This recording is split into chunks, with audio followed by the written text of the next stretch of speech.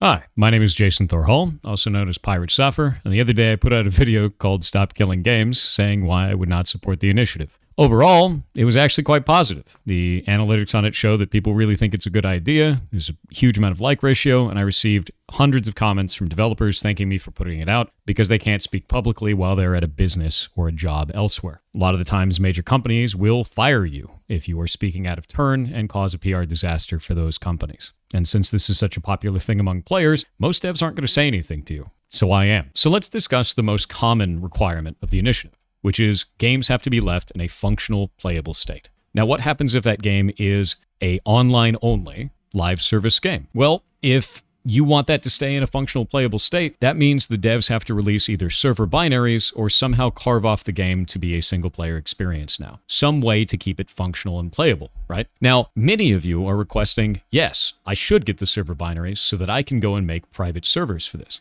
But that doesn't make a lot of sense in the real world. And the reason why is because it leaves developers open to abuse. So let's explore that a little bit. Let's say that you made your own video game, and you made a live service game. Maybe it's an MMO, maybe it's something else, right? And let's say that I want to monetize that game, but you don't allow monetization of the game by any other party. This makes sense because most creators don't allow for that. You can't just take someone else's art and profit off of it. Normal, right? So then I go, well, how am I going to force you to do this? Under this initiative, you would have to release the server binaries or keep the game in a functional, playable state at end of life. So I hit you with a ton of bots. I hit you with a ton of exploits. I attack your community. I destroy your Reddit. I go after your business. I go everywhere that I possibly can to make this cost as much as it possibly can for you.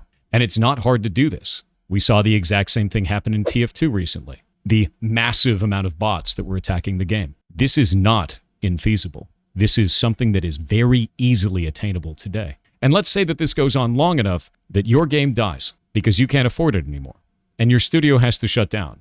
At end of life, you now have to release those server binaries to keep the game in a functional, playable state. At which point I take those, I create a private server, and I monetize it. And some people have said, well, simply don't allow monetization of the server. Well, who's going to enforce that? If you want a government initiative to enforce that, that means the government has to build a registry of all of those games and all of that intellectual property that shouldn't be monetized, and then somehow enforce that with no one owning it because those studios have shut down. That's going to be a massive burden. On top of that, if you want to go the other route and say the company has to go and control it, well, what if the company's not around anymore? Is that just able to be monetized now? Again, this was obtained through abuse of the original creator. I don't think that's a good route. And this scenario gets even worse if you do allow monetization, because now I can just kill off your company and then monetize the server and no one will ever come after me. Now it's even more of a problem. So allowing monetization of this work is strictly worse. And for those of you out there that say, oh, this can be done right now, I could just destroy your studio and take your stuff anyway. You could, but this allows a route for it to be legal to do so. That's the problem. After putting this out publicly and talking to people about it, this specific scenario on both YouTube and Discord and Reddit and a bunch of other locations, I got a couple of takes back. We're going to start with the most extreme position and kind of go from there. So in the most extreme, people said live service games shouldn't exist at all, and the initiative will kill them off for good, and that's a good thing. Well, you don't get to define what players get to play or not play. You also shouldn't be able to get to define what developers build or don't build. You should not have creative control over the developers, and you should not have control over what is in my Steam library or on my phone. That doesn't make any goddamn sense. Aside from that, the initiative does not purport to kill live service games. It would just make it incredibly difficult to build said games and add a lot of risk to it, which is why I'm bringing all of this up and why I don't support the initiative in the first place. A lot of people don't realize that this will slowly diminish live service games in the market because it's not an incentive for us to build them anymore, which means you get less multiplayer live experiences. That sucks. I like live service games. I enjoy playing things like Final Fantasy XIV. I enjoy going and playing in games, in the past at least, like League of Legends. These are games that are live service. They require a live service to run. And you shouldn't be able to take that away from people. And if that's your only position on this, not only are you disingenuous in what the initiative is purporting to try and achieve, but you're also aggressively attacking other players instead of trying to fix something. So the next one is that this is about games preservation, and that it needs to happen to preserve these types of games for future generations and for everyone to always have forever. But I would argue that this isn't actually preserving these games. Social games, such as, let's say, Apex Legends, require a number of players to be in the match at the same time so that you can have an experience that is only able to be obtained through lots of players interacting. right? It's a multiplayer game. You need a bunch of people. How many of you have felt negatively when an MMO dies or when a live service game dies? Oh, dead game. There's only 5 people online. Why would I play that? So why would you want to preserve a game in that state? That doesn't make any sense to me. You want to take down these live service games, put them up on a private server, and then play it with a couple of people. You're not bringing it back at its height. You're not taking a snapshot of what the game actually is. You're making it limp on in a way that doesn't make any sense. That's not preservation. And for those that may stop there and go, but private servers going to have a lot of players. Look at all the ones for World of Warcraft. Again, we talked about that. It opens up a route for abuse of the developers. So that is not a solution. And the last take that I got from this is, and it's the most reasonable to me, this is an initiative. It's not a law. Why are you upset? Just wait. I'm not going to wait. And the reason I'm not going to wait is because I see the start of this conversation not making sense. It's not including the actual developer side of the conversation. It's not showing the trials and problems that this could arise inside of the gaming industry for people who are actually making the games you play.